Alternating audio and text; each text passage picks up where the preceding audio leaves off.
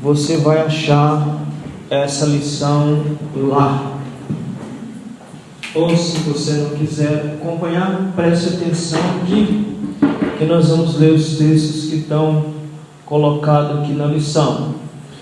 O primeiro texto que nós vamos ler é em 1 Coríntios, deixou a lição de hoje, é a sutileza da imoralidade sexual. Irmãos, presta atenção, e eu venho chamando a atenção dos irmãos já faz algum tempo, para ver se os irmãos conseguem se aperceber que tudo que acontece tem um projeto satânico por trás. Nada do que acontece é por um acaso, tem um projeto satânico por trás. Sutileza da imoralidade sexual. 1 Coríntios capítulo 6, versículo 18. Fujam da imoralidade sexual. Qualquer outro pecado que alguém comete não afeta o corpo, mas a pessoa que comete imoralidade sexual peca contra o seu próprio corpo. Nós vamos entender esse texto aí já. Deixa eu só ler aqui a verdade prática, que eu não sei se coloquei aqui. A verdade prática está: as Escrituras condenam toda forma de prática sexual fora da esfera do casamento constituída por Deus. Então, toda e qualquer atividade sexual entre homem e mulher fora do casamento é pecado. Não interessa qual seja entre solteiro, seja entre casado, seja entre homem e homem, mulher e mulher, é pecado. A atividade sexual, ela é abençoada dentro do casamento. Amém, meus irmãos? Amém. Vamos entender esse texto primeiro, para a gente fazer a leitura? Vamos fazer a leitura? Abra lá em 1 Coríntios, capítulo 6. Vamos ler do versículo 15 a 20. Diz assim, 1 Coríntios, capítulo 15, capítulo 6, do verso 15 a 20. Não sabeis vós que os vossos corpos são membros de Cristo? Tomarei, pois, os membros de Cristo e falo-eis membros de uma meretriz? Não por certo. Aí você vai conseguir entender o versículo 18 a partir do versículo 15. Porque nós somos membro do corpo de Cristo. Estamos unidos com Cristo e Ele está unido conosco. Qualquer união ilícita fora disso é pecado. Aquele que se ajunta com uma meretriz ou com uma prostituta ou um ato sexual ilícito, ele está unindo o seu corpo com outra pessoa além daquele que já está posto, que é com o corpo de Cristo. Então por isso que Paulo diz que todo pecado que é cometido fora do corpo, ele não é que ele não é prejudicial, mas ele é alguma coisa que você peca fora do corpo. E o pecado, a imoralidade sexual, você peca contra o seu próprio corpo, porque você rompe essa união entre você e o Cristo. Ou não sabeis que o que se junta com a meretriz faz-se um corpo com ela? Porque se não disse, dois numa só carne? Ora, se somos membros do corpo de Cristo, fazemos um só corpo com Cristo. Se eu me ajunto com a meretriz ou numa relação sexual ilícita, eu faço um só corpo dentro dessa relação. Por isso que ele fala que quem pratica esse tipo de pecado, de imoralidade sexual, peca contra o próprio corpo. Mas o que se ajunta com o Senhor é o mesmo Espírito. Fugir da prostituição. Todo pecado que o homem comete é fora do corpo, mas o que se prostitui peca contra o seu próprio corpo. Ou não sabeis que o nosso corpo é templo do Espírito Santo, que habita em vós, proveniente de Deus, e que não sois de vós mesmos, porque foste comprado por bom preço? Glorificai, pois, a Deus no vosso corpo, o vosso espírito, os quais pertencem a Deus. A outra leitura, abra lá em Romanos, capítulo de número 1. Capítulo de número 1, e o versículo, a partir do versículo de número 26, irmãos, vocês vão perceber que a atividade sexual entre o casal é a coisa mais sagrada que tem. E nós vamos entender o porquê a coisa mais sagrada que tem. A lição vai nos mostrar isso. Durante muitos anos, isso foi tratado de uma forma totalmente negativa dentro da igreja. Isso trouxe um problemão para a própria igreja. Casais que não usufruíam da relação, porque colocou-se a atividade sexual entre o homem e a mulher dentro do casamento como algo pecaminoso. Agora, é só você parar e ver a lógica. Quem criou o ser humano? Quem criou o ser humano, igreja? Ah, fala com força. Quem criou o ser humano? Ele criou o ser humano como? Exatamente como nós somos, com todas as aptidões que o ser humano tem. Porque vem com o ranço da igreja católica, né? De que o pecado que foi cometido lá no Jardim do Éden, qual que foi? Qual foi o pecado cometido lá? Mas parecia que o pecado que foi cometido lá foi a atividade sexual entre Adão e Eva. Não é o que foi passado?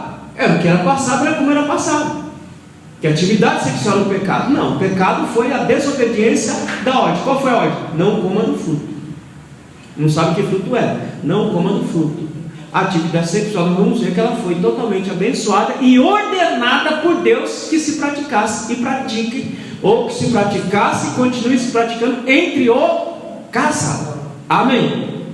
Romanos capítulo 1, versículo 26. Pelo que Deus os abandonou as paixões infames, porque até as suas mulheres mudaram o uso natural no contrário da natureza, e semelhantemente também os varões, deixando o uso natural da mulher, se inflamaram em sua sensualidade uns para com os outros, varão com varão, cometendo torpeza, recebendo em si mesmo a recompensa que convia ao seu erro. E como eles se não importaram de ter conhecimento de Deus, assim os entregou a um sentimento perverso para fazerem coisas que não convém. Ora, irmãos, quando Deus entrega o ser humano a si mesmo, ele só faz torpeza, ele só faz loucura. Foi o que Deus fez aqui. O ser humano duro de coração, o ser humano não querendo saber de Deus, o que ele fez? Ele entregou esse homem a ele mesmo. O que esse homem fez? Ele mudou o uso natural e passou a ter relações entre homem e homem, mulher e mulher, e entre animais. Portanto, que você vai ver em Levíticos, que é a proibição da bestialidade. O que é a bestialidade? Você ter relação com um animal. Isso é bestialidade. Mas o homem, não se importando em ter conhecimento de Deus, então Deus falou: então vou entregar eles a esse desejo perverso e vamos ver aonde vai parar. Aonde nós estamos vendo a situação que nós estamos vivendo hoje.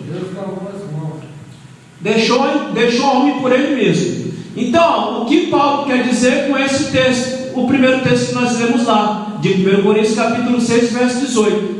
Uma degradante solidariedade física, incompatível com a solidariedade espiritual do crente com Cristo. Então, quando o homem parte para uma relação sexual ilícita, ele está degradando o seu próprio corpo, porque em Cristo nós estamos em solidariedade, ou seja, unido a Cristo. Estamos casados com Cristo. Quando eu saio dessa relação, eu degrado o meu próprio corpo, peco contra o meu próprio corpo. Amém, meus irmãos? 1 Coríntios 6, a gente já leu. Ele explica a gravidade. Olha o versículo 16. Ou não sabeis que o que se ajunta com a meretriz faz-se um corpo com ela? Então, quando o ser humano parte para uma relação sexual ilícita, ele faz um corpo com aquela pessoa, pecando contra o seu próprio corpo, que está unido a Cristo e que é templo do Espírito Santo. Por isso que Paulo diz que nem todo pecado que é feito fora do corpo, não é que ele não deixa de ser pecado, ele continua sendo pecado. Mas a gravidade desse é que mancha a minha alma, mancha o meu corpo, porque eu deixo da minha relação com Cristo e me faço uma numa relação sexual ilícita. Amém, meus irmãos? Amém. Tranquilo até aí? Então vamos lá. Ô irmão, você vai ter que sentar aí, porque eu tenho que trocar a pilha disso aqui. Avança para mim aí. Então, verdade prática, nós já lemos, avança. A introdução. Então, o que nós vamos estudar nessa lição? Primeiro, a relativização da sexualidade humana. Ou seja, a atividade sexual hoje ela está relativizada. Ou seja, não só relativizada, como ela está livre. Ninguém sabe se foi Lenin ou não que escreveu os 10 mandamentos do comunismo. Isso em 1917. Mas um dos mandamentos diz o seguinte... Isso, ele já com uma proposta. Irmão, veja que tudo tem um cunho político. Já pensando num cunho político, ele diz: você quer destruir a sociedade? Dê ao jovem liberdade sexual.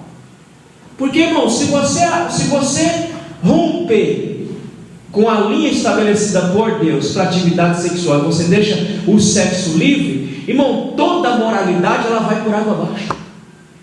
Todo o senso de certo e de errado vai por água abaixo.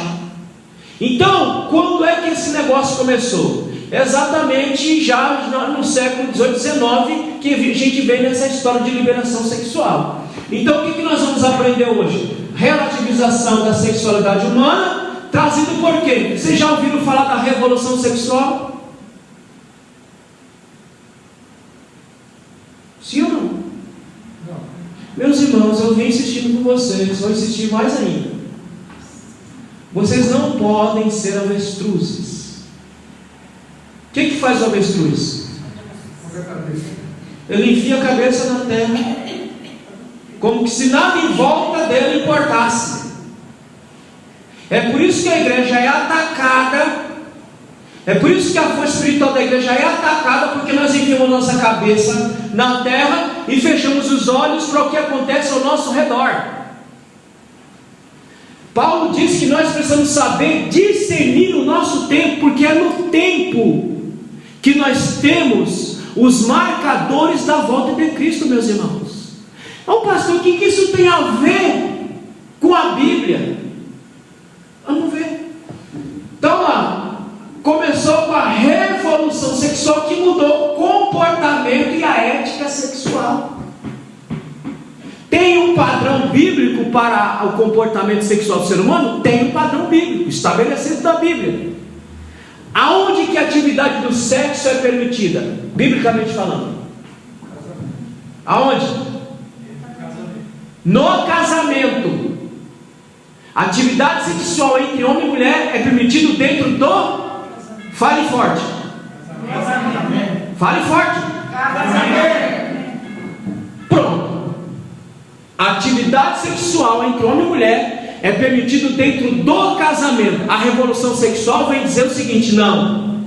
A atividade sexual ela deve ser livre. Ela deve ser liberada. O que ela está fazendo? Ela está quebrando um preceito divino. Infelizmente, essas ideias entrou na igreja. Quantos crentes que vêm, pega a Bíblia, ora, fala de Jesus e depois vai para um motel com o namorado ou com a namorada que seja,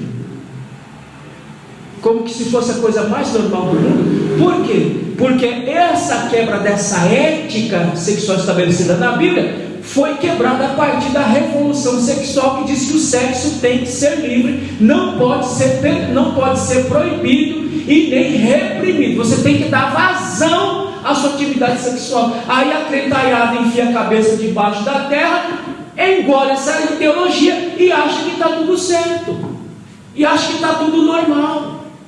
É parte do processo. É assim mesmo. O mundo é assim mesmo para quem está com os olhos fechados. Para quem está com a venda da ignorância nos olhos, é assim mesmo. Mas para quem está atentando para a palavra de Deus, estudando a palavra de Deus, vendo a palavra de Deus, está vendo que a coisa não está certa, está errada. Então essa é a proposta da lição: aprender que essa relativização da sexualidade humana começa aí na revolução sexual, década de 60 e 70, mas ela recua mais para trás, nós vamos ver na lição. Aí coloca aqui, ou podemos dizer a perversão da ética pela anarquia sexual. Não é o que nós estamos vendo hoje, irmão. A A atividade sexual, ela virou uma anarquia. O povo não tem mais limite. O povo não tem mais ética. É em qualquer canto, em qualquer lugar, com qualquer pessoa, de qualquer jeito, de qualquer maneira. Por quê? Virou uma anarquia, quebrando uma ética estabelecida pela palavra de Deus. Aonde que o desejo sexual do ser humano é controlado, irmãos? Aonde? Aonde o desejo sexual do ser humano é controlado? Hã? Não.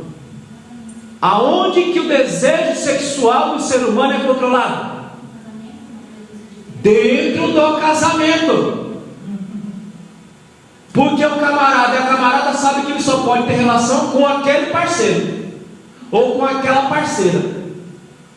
Porque se o homem fica sem mulher e a mulher fica sem homem, e se ele não tiver Deus na vida, o que ele faz? Ele pega até uma galinha. Isso a gente chama de bestialidade.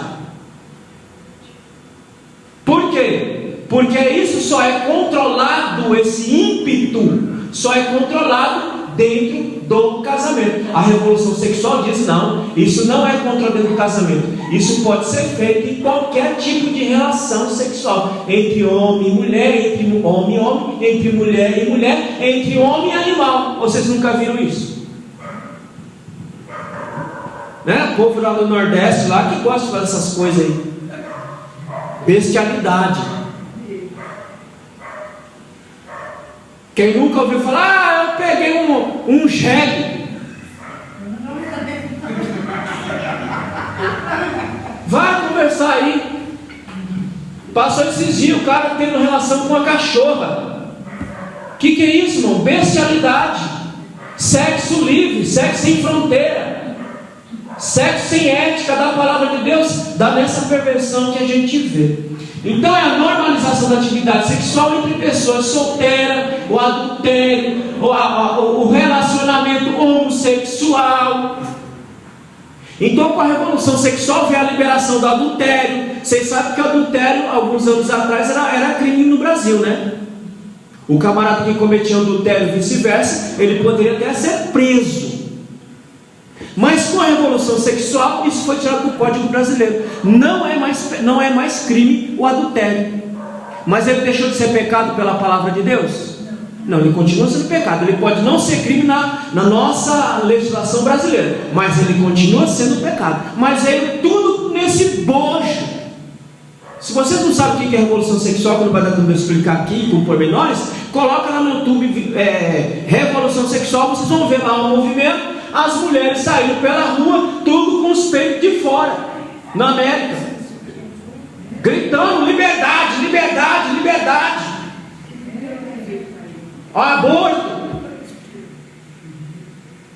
E queridos, eu vou dar um alerta aqui para quem gosta de ficar metido com esse negócio de política, e principalmente da ala da esquerda. É incompatível as coisas, irmãos. Não tem compatibilidade uma coisa com a outra.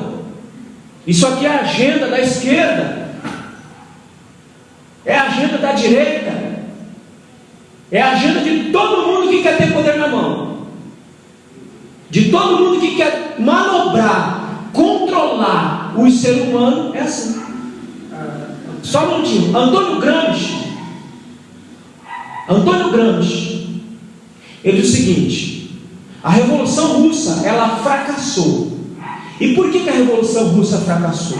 A Revolução Russa fracassou porque o proletariado, ou seja, o trabalhador, não mudou a mente.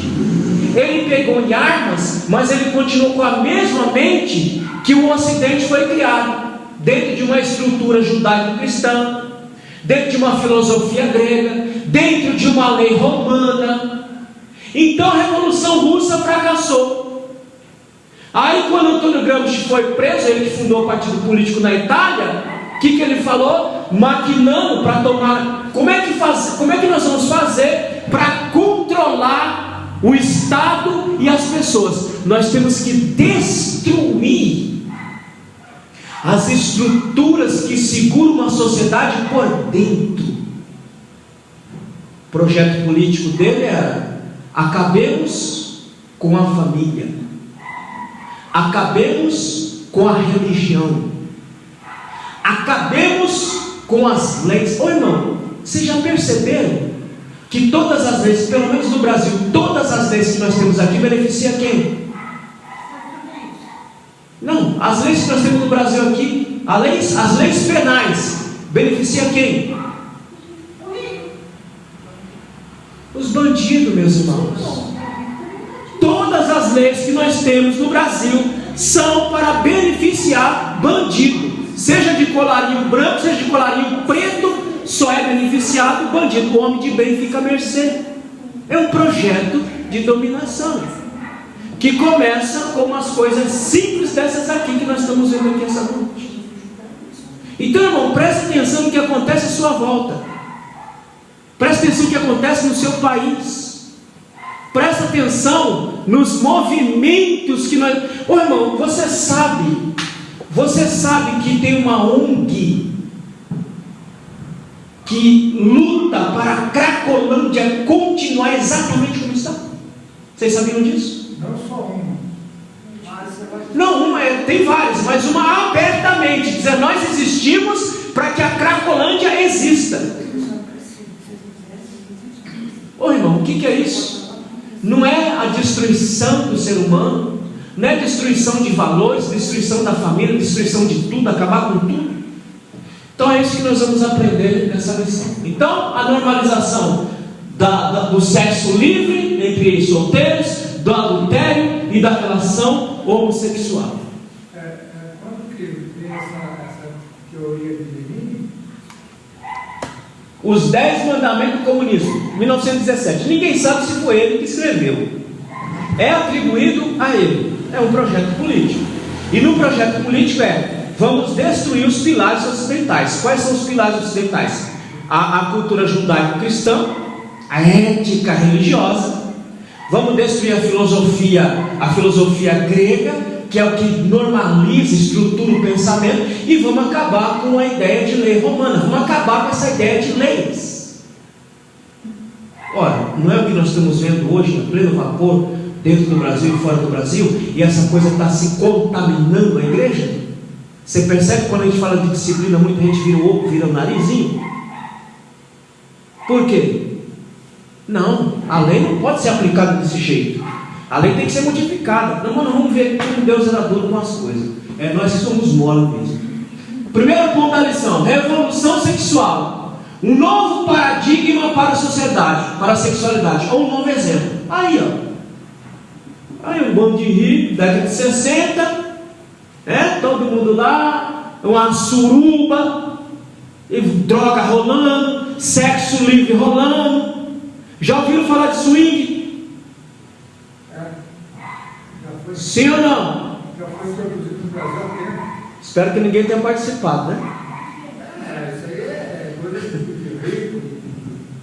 Mas é uma quebra da ética cristã para a atividade sexual. Swing é a troca de casal, é a surubada, meu irmão. Você vai lá e você transa com 10 se você quiser, e depois você vai lá com o seu marido. E aí, amor, como é que foi? Foi bom?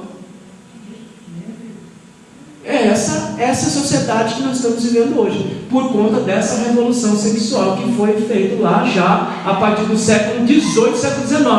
Todo mundo fala da revolução sexual a partir da década de 60 e 70, mas esse negócio vem do século XVIII, século XIX. Esse troço vem de longe. Porque para você mudar conceitos, para você mudar comportamento, você não consegue mudar esse negócio da noite para o dia. Essa coisa ela vem batendo anos após anos, e você vai mudando o senso comum das pessoas sem que elas se apercebam. Antigamente, a questão da homossexualidade, a sociedade como um todo rechaçava. Portanto, que o camarada que tinha lá ao seu lado homossexual e a mulher tinha que ser uma coisa muito bem escondida, porque a sociedade, no seu geral, ela rechaçava, ela condenava a homossexualidade. E hoje, eu corro o risco de alguém ouvir isso aqui, ficar ofendido e ir lá me processar. Por quê? Porque a homossexualidade hoje é vista como algo totalmente normal, que tem que ser inserido dentro da sociedade brasileira, dentro da sociedade humana. Por quê? Isso foi, ao longo dos anos, mudando o senso comum da sociedade. Até as igrejas estão mudando, Hoje nós temos igreja inclusiva, que você tem que receber essas pessoas, trabalhar assim. Por quê? Porque o amor de Deus alcança todos. Realmente, o amor de Deus alcança todos. Mas o amor de Deus alcança todos para mudar cada indivíduo no seu comportamento pecaminoso. O amor de Deus não alcança o ser humano para deixar o ser humano na mesma situação que ele se encontrava. O amor de Deus alcança o ser humano para mudar o ser humano, para que ele seja uma nova criatura em Cristo Jesus. Amém, meus irmãos? Avança. Avança. Aí, volta. Revolução sexual foi uma forma de pensar sobre a liberdade sexual humana, desafiando a moral o quê? A moral tradicional, a moral estabelecida pela palavra. A atividade sexual só pode ser praticada entre um homem e uma mulher dentro do casamento. A revolução sexual, ela veio bater de frente com essa moral. Disse não, a atividade sexual ela pode e deve ser livre. O homem tem que ser totalmente livre para viver a sua sexualidade com quem ele quiser, do jeito que ele quiser. Atingiu seu ápice nos anos 60. Embora este não tenha sido o seu início, durou até aproximadamente a década de 70. Aí da década de 70, morro que desce abaixo. O que nós temos hoje? Irmão, eu não sei. Você vê como é que a coisa funciona. As mulheres são desvalorizadas sexualmente falando, e ainda acham bonito essas músicas nojentas. Chama de cachorra, chama de vagabunda. Eu vou te pegar assim, eu vou fazer assim. E é tudo normal. Acha bonito. As meninas ficam lá e samba, tudo normal. E se você falar alguma coisa, tio, o senhor é quadrado, o senhor é do tempo antigo. Por quê? Porque é normal. Hoje a sociedade está depravada, como nós estamos vendo hoje. Isso dentro e fora das igrejas, tá? Porque dentro das igrejas também há uma depravação miserável, comendo o corpo de Cristo. É por isso que a igreja está perdendo cada dia mais a sua força espiritual. Essa desvalorização da mulher não é coisa do nosso dia, não. Só que a mulher alcançou um status para ter uma certa liberdade, para ter certos direitos, e agora está retrocedendo. Ou conquistou um espaço, mas agora parece que estão retrocedendo novamente. Ganhou o direito e perdeu Está perdendo por não ter inteligência. A principal ruptura foi com as relações heterossexuais.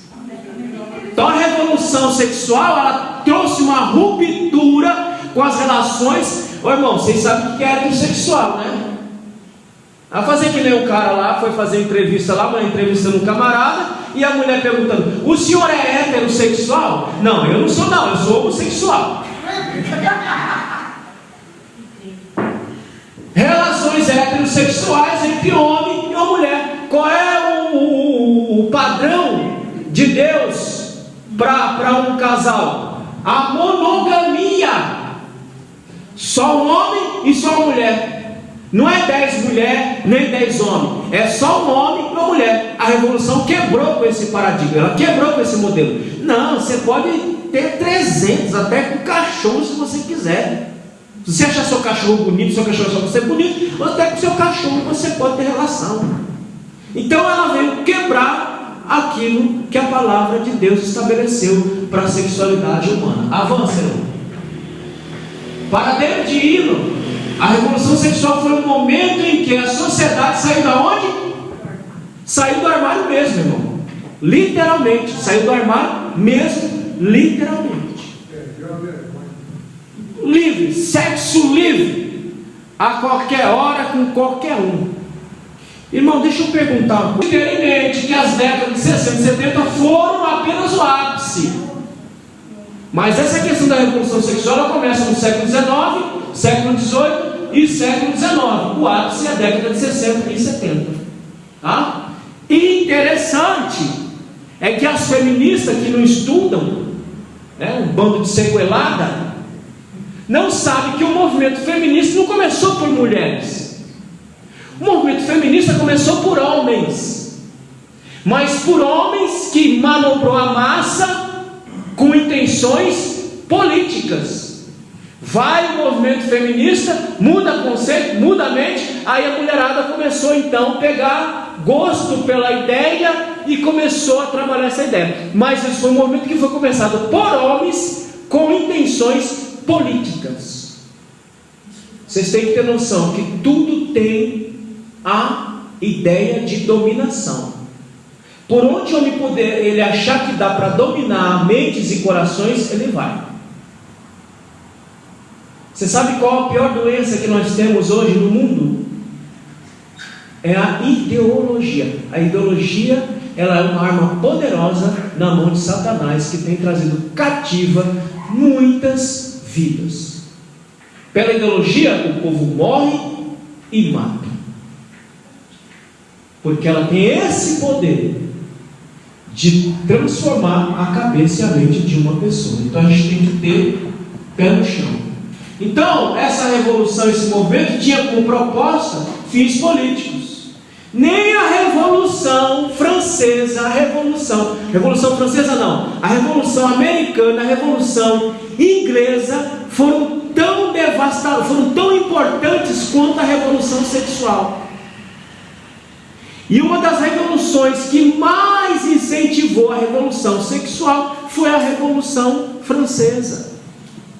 Porque a Revolução Inglesa, ela tinha como proposta uma liberdade. A Revolução Americana tinha como proposta uma liberdade de um Estado livre. A Revolução Francesa, ela tinha como proposta uma liberdade do Estado e da religião. Então ela foi muito mais devastadora, muito mais importante que as outras duas que eu acabei falando. Então a Revolução Francesa, ela deu um impulso para essa ideia de revolução sexual. Avança.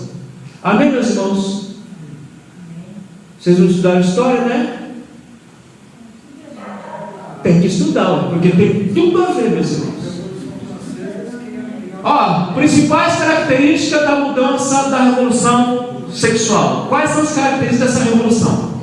Reforma dos costumes sexuais, sexo livre. Fim do casamento. Precisa casar. Antigamente se casava para ter relação sexual. Hoje não precisa casar. Pode ter relação sem casar. Fim da família tradicional. Hoje você não fala de família, você fala de famílias. Porque tem vários modelos de famílias. Homem com homem, mulher com mulher, homem com animal. Olha, irmão, a coisa está louca. Fim da monogamia. Não, você pode ter 300 mulheres, 300 homens. Não é monogamia, é poligamia. Então tudo que a Bíblia estabelece, a revolução vem querendo destruir. Aborto. Tem país que você pode fazer aborto até no 9º mês. A Bíblia dá vazão para isso, irmãos. Se é assassinado na primeira vez, virá no mundo. Propaganda do puro amor. Puro amor é aquele amor sem fronteira, sem barreira, sem identidade sexual. É amor livre.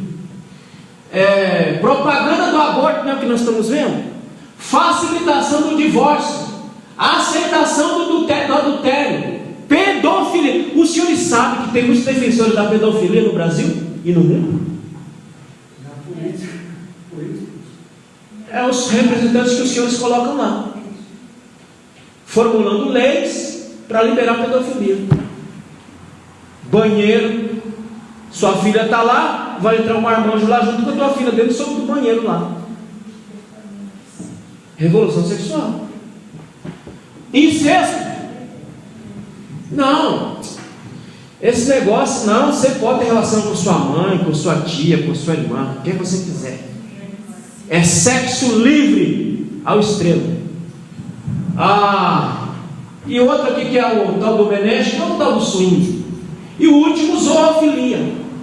Então essa é a agenda de trabalho da revolução sexual. Essa que é a agenda de trabalho, principalmente da esquerda mundial. Não é da esquerda brasileira, da esquerda mundial. Se você for lá num projeto político de qualquer esquerda, de qualquer partido de esquerda, isso aqui vai estar presente lá. Agora diz para mim, meu irmão, o que é que você tem a ver com isso aqui?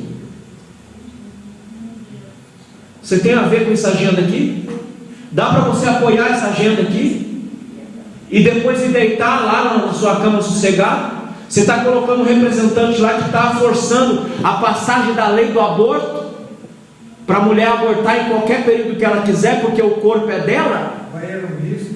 Banheiro misto e por aí vai. Está aí, ó.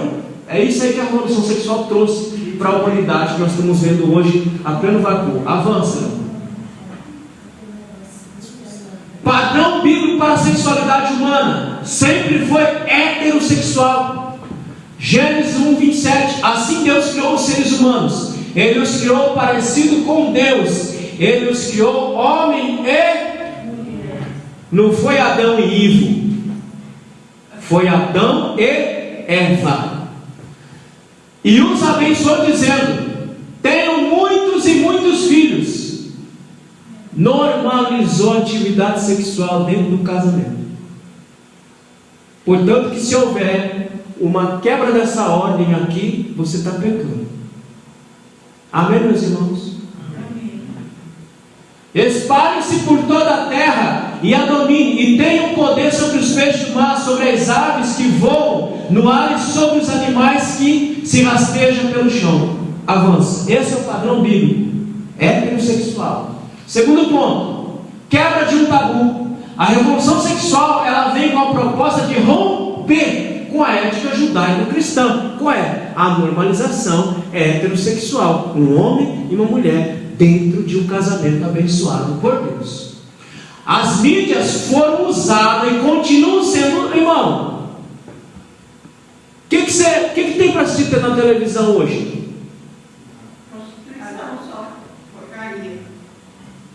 É só o que você vê lá. Novela. Mas a novela de Jesus. Que novela de Jesus o quê, irmão? Novela é novela. Novela é novela. Aonde que eles mudam conceitos e ideias na cabeça do ser humano? Pelas mídias. Antigamente era pelo rádio, pela televisão e pela imprensa impressa. Hoje nós falamos de mídias. É por ali que essas ideologias de relativização, de destruição da família, de destruição da religião, de destruição da sociedade, vem pelas mídias. Então, quando você para lá para assistir um filme, você tem que prestar atenção qual é o fundo daquele filme, qual é a mensagem que aquele filme quer passar. Surgiu agora um filme, como é do Tom Cruise agora? Top Gun. Um filme conservador. Por que é um filme conservador? Porque ele está baseado na moral judaico-cristã. Ele não vem perverter a moral judaico-cristã, ele vem fortalecer a moral judaico-cristã. Agora, tem filmes, propagandas, que ela vem com uma sutileza muito grande, mudando o conceito e ideia das pessoas em relação ao padrão bíblico. Netflix e por aí vai. A nudez em público foi introduzida. A mulherada fica nua na televisão, fica nua na rua, fica nua em qualquer lugar que pagar, elas estão ficando nua. Os artistas, é todo mundo pelado, e é tudo normal. Você está lá com o seu filho, assistindo, seu filho cresce, tendo aquele troço por normal. Aí quando você dá fé, ele vai estar beijando a boca de uma menina, de um menino, tendo relações antes de tempo, fora de lugar, e você vai poder dizer o que para ele? Você está alimentando ele com essa porcaria, você está alimentando ele com esse lixo. Porque a mídia é usada para isso. A partir de 1980, um crescimento estrondoso do quê? Olha, irmão, isso aí tem que ter acabado com muito casamento, viu? Pornografia. Olha, irmão, se Jesus revelasse tudo que está por meio da igreja, eu não sei se a gente ia aguentar, não. Porque o que tem de nego safado na pornografia dentro da igreja é coisa de louco. Isso, homem e mulher. Vendo, lendo e depois fantasiando. A partir da década de 80, a indústria da pornografia ela cresceu de maneira assim espantosa e não para de crescer, porque tem cliente, tem clientela fora e dentro da igreja.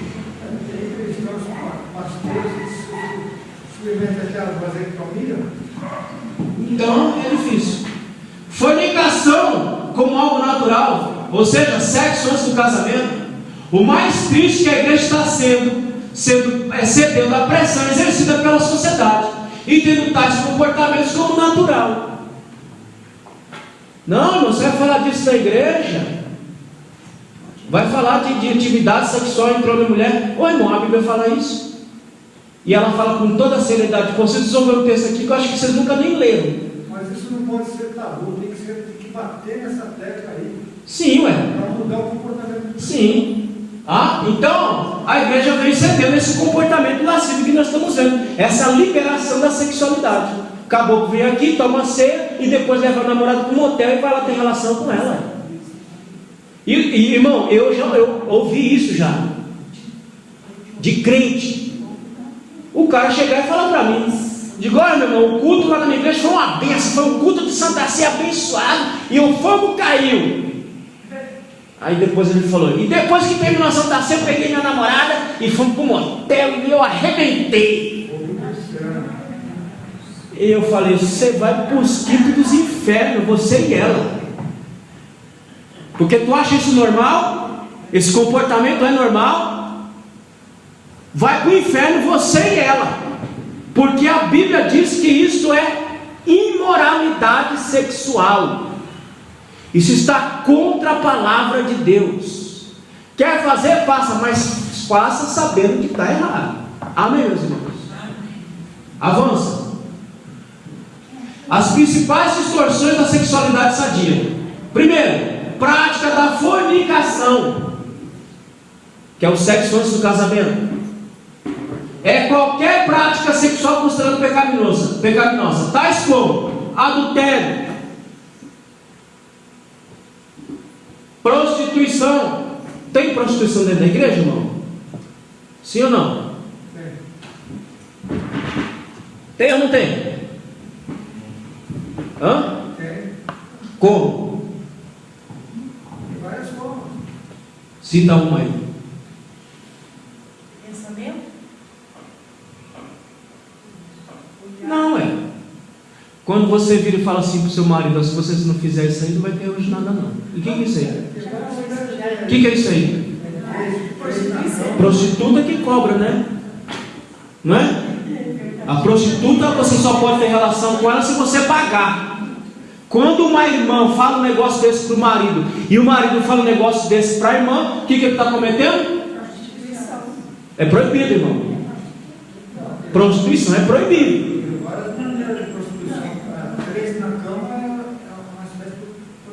Sim, mas os crentes com um pouquinho mais de temor não vai chegar nesse nível. Mas chega nesse que eu estou falando. Fazer do sexo uma moeda de troca com o companheiro ou companheira. Isso se chama prostituição. Há pouco o pastor citou esse negócio de ter na cama. Quando a camarada passa aquela mulher, olha. Sim, aí fica lá na cabeça do cara. Da mesma forma. Relação do casamento. 1 Coríntios 18, Paulo usa esse vocábulo, ou seja, fornicação ou pornéia, para mostrar a pecaminosidade desse pecado que mancha a alma do indivíduo. Então, os irmãos têm que prestar atenção. As irmãs têm que prestar atenção. Nós vamos estudar daqui a alguns meses o livro de Cantares. Pouco falado, pouco ensinado, pouco pregado. E outra, não caia nessa conversa. Livro de Cantares fala da relação entre Cristo e a igreja. Fala da relação entre Cristo e a igreja? Coisa nenhuma. Fala da relação entre um homem e uma mulher. Ele fala até de posição sexual. Como é que fala de Cristo e a igreja? Se até de posição o livro de Cantares fala. Sabe que Cristo vai fazer isso com a sua igreja? Não. O livro de Cantares é um livro que foi escrito para um homem e uma mulher, para celebrar o amor e a atividade sexual dentro do casamento. Amém, meus irmãos? Hoje Jesus vai chegar e falar assim para nós: oh, minha amada, agora eu vou entrar no seu jardim fechado. Tu és um jardim fechado.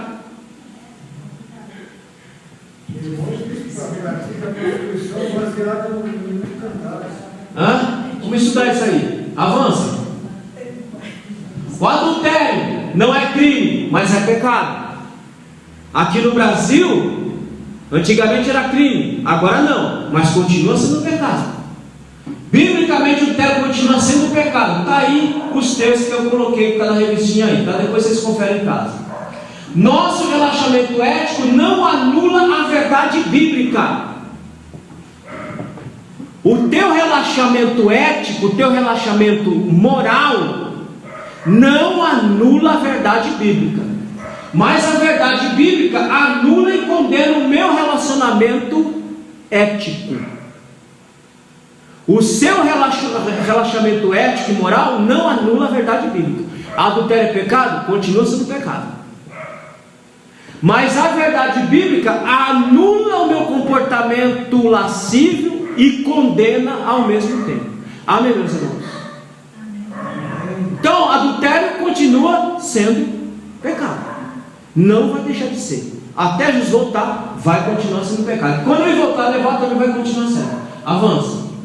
Homossexualidade, uma contradição da ordem natural. Olha só Romanos que a gente leu. Por isso Deus entregou aos seres humanos, aos desejos do coração deles. Então Deus falou: quer saber? Vocês querem ver o que tem dentro de vocês mesmos? Eu vou entregar vocês a vocês mesmos.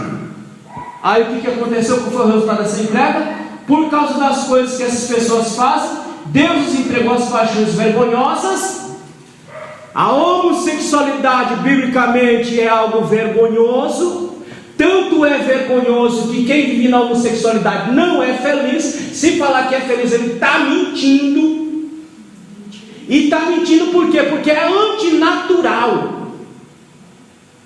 A homossexualidade ela é antinatural. Ela vai contra o padrão bíblico e ela vai contra a biologia. Você pode fazer o que você quiser, você pode arrancar pênis, você pode plantar pênis, você pode fazer o que você quiser com o seu corpo. Tu vai continuar sendo mulher e tu vai continuar sendo homem. Pode fazer o que quiser. A sua natureza, você vai continuar sendo homem e mulher. Você pode mudar o tipo, mas a essência continua a mesma. Eu quero ver quem muda a essência.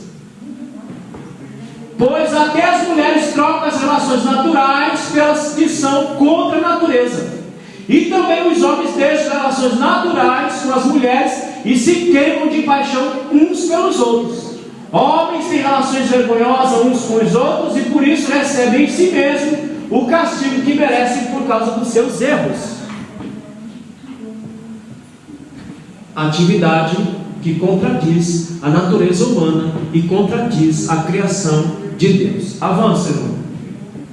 Atividade homossexual não é genético, irmãos. Ninguém nasce homossexual. Não tem genes homossexual. Uma criança nasce homem, uma menina nasce mulher. É comportamento, é diferente. Não é genético, é comportamento. Um indivíduo tem um comportamento homossexual, mas ele não nasceu homossexual. Deus não errou, não, irmão. E Deus não erra. Tem caso, pastor, que e a criança nasce com os dois sexos, aí é hermafrodita. o médico dá um tempo para ver qual que vai desenvolver. Sim, aí é uma outra situação. Mas ninguém nasce homossexual. Geneticamente falando, biologicamente falando, ninguém nasce, não tem genes homossexual. O cidadão nasce homem ou o cidadão nasce mulher. Homossexual não, porque senão está dizendo que Deus errou na sua criação. Se é uma coisa que Deus não fez, Deus não errou. É um comportamento adquirido do indivíduo. Tá? Então lá, o comportamento pecaminoso do indivíduo que dentro da sua realidade social escolhe para ser esse tipo de comportamento. Está aí os textos bíblicos também. Tá? Eu quero ler esse texto aqui, irmão. Levíticos capítulo 18, versículo 22. Rapidinho, abra lá. Levíticos 18, 22 e Levíticos capítulo 20, versículo 13.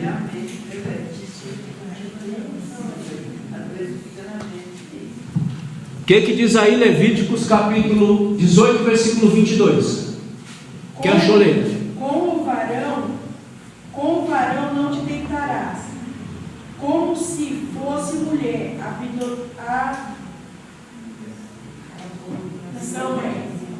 Então a Bíblia está proibindo. Não é para deitar com o varão, porque é abominação diante do Senhor. Levíticos capítulo 20, versículo 13 vai falar a mesma coisa. Avança, irmão. Qual é o padrão bíblico para uma sexualidade sadia? O que Deus deixou estabelecido? Vamos ver. O sexo atende uma necessidade da criação. Gênesis capítulo 1, versículo 28. Vamos ler? Qual é a necessidade da atividade sexual? Vamos ler. Gênesis 1, 28. Que achou rapidinho aí. Gênesis 1, 28.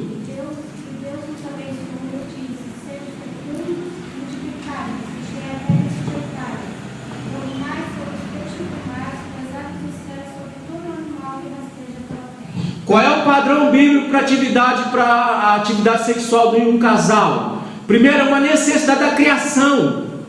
O ser humano só se perpetua através da relação entre o homem e a mulher, que vai nascer uma criança. E aí dá continuidade do ser humano. Você já pensou se todo ser humano fosse homossexual? O mundo já teria se acabado 10 vezes.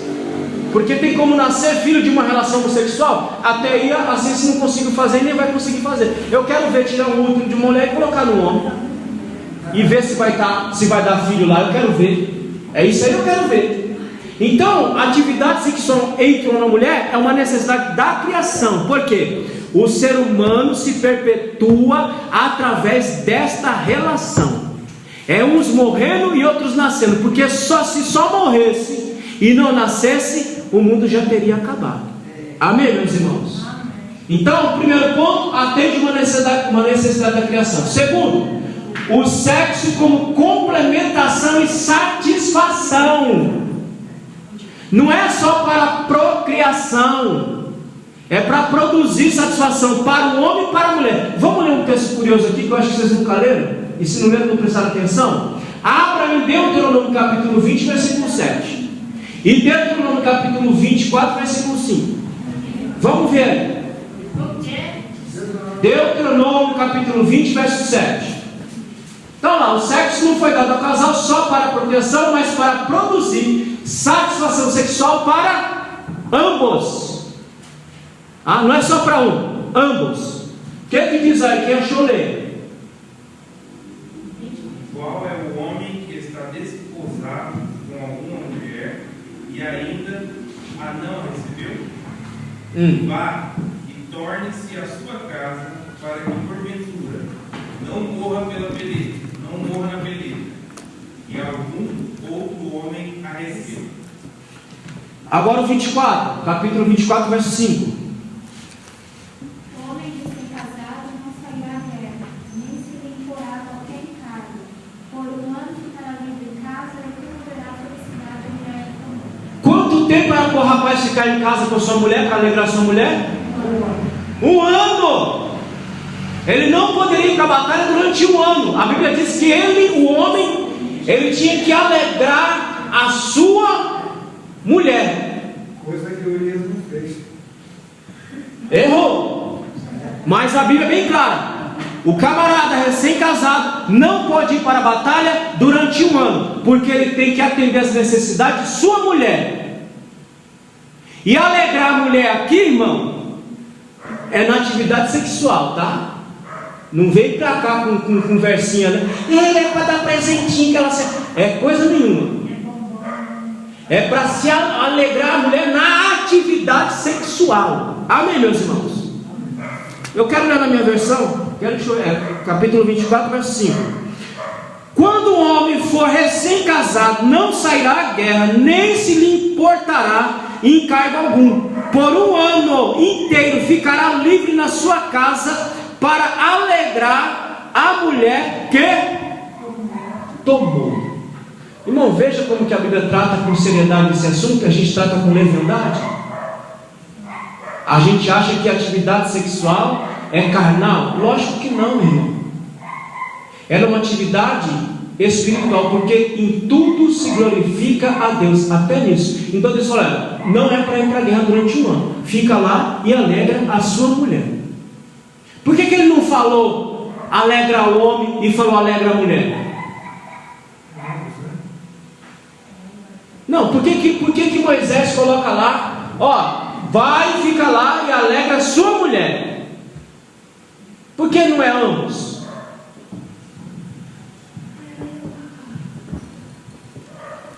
Quer a resposta? Vamos dar a resposta aí.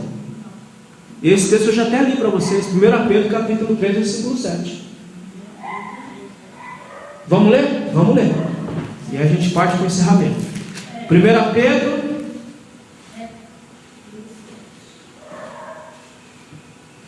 vê se é 3,7 mesmo. 1 Pedro capítulo 3, verso 7. Acho que é isso aí mesmo. Quem achou pode ler.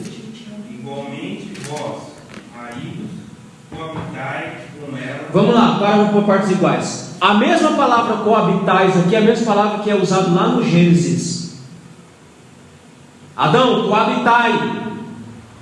Adão, tem atividade sexual com sua mulher. É a mesma palavra que Pedro está usando aí.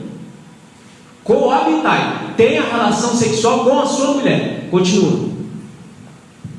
Com ela, com entendimento, dando honra à mulher, como o vaso mais fraco, como sendo vós os seus coherdeiros da graça da vida, para que não sejam impedidas as vossas orações. Deuteronômio capítulo 24, versículo 5. Fique em casa e alegre a sua mulher. Pedro diz, coabitai com ela com entendimento, entendendo que ela é o vaso mais fraco. Em que sentido? De força, de intelecto, de capacidades? Não. A mulher e o homem, o orgasmo é diferente. Amém, meus irmãos? O homem só de ver já está lá no céu. Mulher não. A mulher, para ter orgasmo, ela demanda um tempo maior do que o marido. Então, quando você está na atividade sexual, se você não der prazer para a sua mulher, você pode orar o tanto que você quiser, Deus não vai ouvir a tua oração. Pode os pregadores vir para aqui com enrolação, quer dizer que, irmão, não tem essa conversa não. É coabitar. Entenda que a mulher também tem que ter prazer, assim como você tem prazer. Por quê? Porque a atividade sexual, já falei a vocês, é a única coisa que tem nessa terra que pode exemplificar o que é o gozo celeste. É a atividade sexual. Porque quando ambos casais ambos se satisfazem, ninguém fica pensando em dívida, ninguém fica pensando em conta, ninguém fica pensando em nada, vive aquele momento. Isso é o antegozo do que será o céu. Amém, meus irmãos? Portanto que tem irmãs que nunca saíram do inferno. Entenderam? Não vou explicar não. Avança. Pastoreio cristão é prática homossexual. Irmãos, mesmo havendo a condenação para a atividade homossexual, qual é a postura da igreja? A postura da igreja é entender que continua sendo imagem e semelhança de Deus, e que Deus ama esse indivíduo, independente dele ser homossexual, ele continua sendo imagem de Deus, e ele continua sendo amado por Deus e buscado por Deus. Portanto, a igreja tem que entender isso também, para quando entrar alguém aqui, não ficar cheio de dedos e espantado. Amém, meus irmãos? Avança aí que eu quero tratar o último ponto aqui. Como é que nós tratamos com o homossexual? Isso tanto faz homem ou mulher. Como é que nós vamos lidar com essa situação? Essa é a nossa postura, mas não deveria ser. Mas o pastor Lisânias, ele tem um livro, e eu tenho esse livro, Cristão Homoafetivo, um olhar amoroso à luz da Bíblia. Por que eu falei de cristão homoafetivo? Porque tem muitas pessoas, tanto homem quanto mulher, dentro das igrejas, que tem essa questão da homoafetividade. E se um cara desse chegar em mim, perguntar, conversar para mim, como é que eu vou lidar com essa pessoa? Como é que você vai lidar com essa pessoa? Se chegar, porque é um assunto tão íntimo e tão pessoal, que essa pessoa pode chegar uma hora e tentar conversar com você para ver qual é o caminho que ela pode tomar. E você tem que saber, não, você vai para o inferno, Deus vai te mandar para o inferno. Mas é um sentimento, ele não está na prática da homossexualidade, mas ele tem esse ímpeto homoafetivo. Como é que ele luta com isso? Como é que ele lida com isso? Pastor Lisandro, ele colocou 4 formas. Primeiro, encarar e confessar os sentimentos e os desejos. Encara. Eu tenho essa homoafetividade? Tenho. Tenho esse desejo? Tenho. Mas vou lutar contra ele. Assim como você luta contra o pecado, aquele que tem essa tendência homoafetiva, ele também vai lutar. Mesmo, irmão, vai dizer que aqui nunca teve vontade de tomar uma cachaçada e cair de 4 no chão. Mas tu vai lutar, certo? Você vai lutar contra. Diga, eu não vou tomar, porque se eu tomar eu vou voltar para a vida que eu estava. Então eu vou lutar contra isso. Mas o fato de você desejar, não é que você está pecando, irmão. Mas você está lutando. Pronto. Mas você está lutando. Aquele que tem essa tendência homoafetiva, ele também tem que lutar. Você tem que lutar contra isso, porque isso é antibíblico. Então você tem que dar um caminho para o cara, não condenar a pessoa. Segundo, perdoar e viver livre do passado. Meu filho, se perdoa e toca a vida. Terceiro, batalhar por uma mente pura.